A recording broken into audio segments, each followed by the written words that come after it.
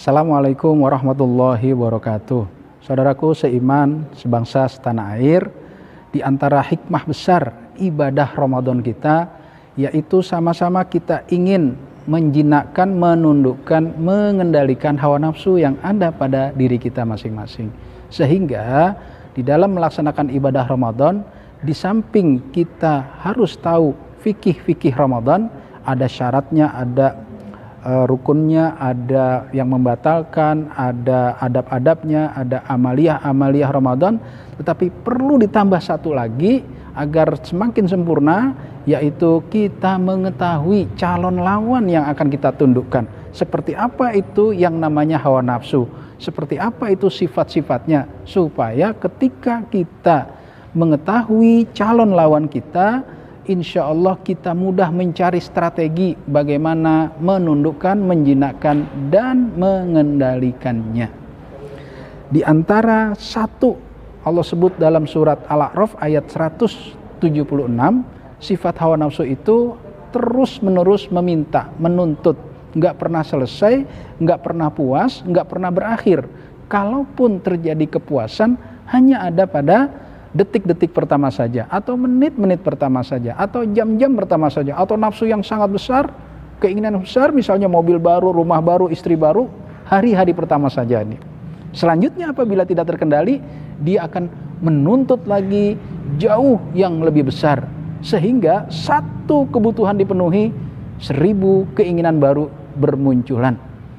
Karena itulah jangan sampai ada di benak kita anggapan bahwa yang namanya kebahagiaan itu kalau seluruh keinginan sudah kita penuhi. Nggak pernah ada buktinya, nggak pernah ada. Coba lihat orang korupsi misalnya, searching di Google, cari 100 ranking pertama koruptor, maka akan keluar nama-nama orang kaya, mantan pejabat anu, mantan menteri anu, mantan anggota dewan anu, mantan bupati anu, mantan gubernur anu, mantan kepala cabang bank anu, mantan direksi anu, mantan direktur anu, dan seterusnya.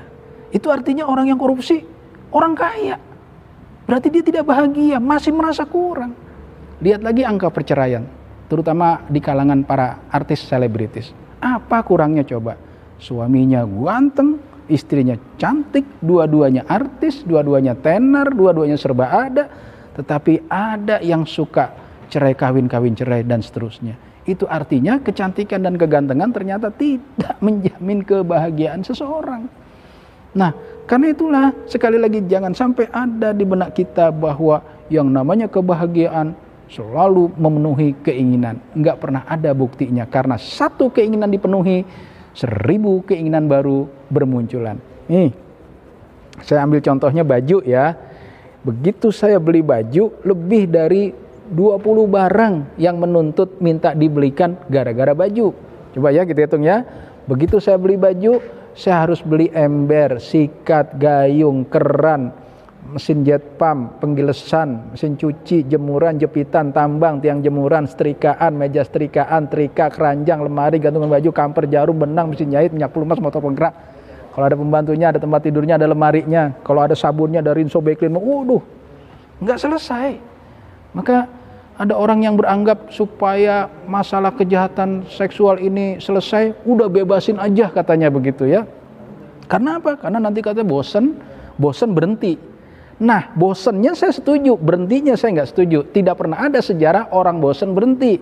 Yang ada orang bosan itu mencari variasi baru, mencari model baru. Nggak akan pernah selesai. Maka jangan coba-coba berharap bahwa kebahagiaan itu ketika seluruh keinginan sudah terpenuhi. Allah berfirman di dalam surat Al-A'raf ayat 176, A'udzubillahi minasyaitonirrajim, walau syi'na larafa'nahu biha walakinnahu akhlada ilal ard wattaba'a hawah famathaluhu kamathalil kalb in tahmil alaihi yalhath aw tatruku yalhath zalika mathalul qaumil ladzina kadzabu biayatina faqsusil qasasa la'allahum yatafakkarun. Kami ingin meninggikan derajat manusia agar mereka mulia dengan ayat-ayat kami. Tapi sayang banyak manusia yang tidak mau dan masuk ke dalam bumi dan selalu mengikuti hawa nafsunya. Maka orang seperti ini bagaikan anjing.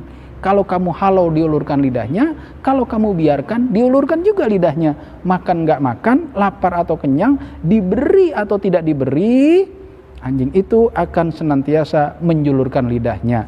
Itulah contoh orang yang mendustakan ayat-ayat kami.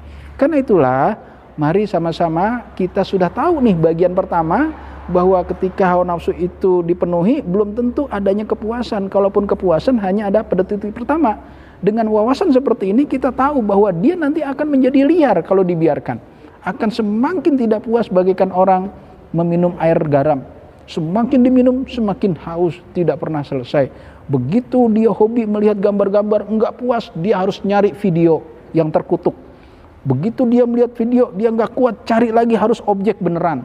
Terjadilah berbagai macam tindakan-tindakan kriminal dan kejahatan-kejahatan lain.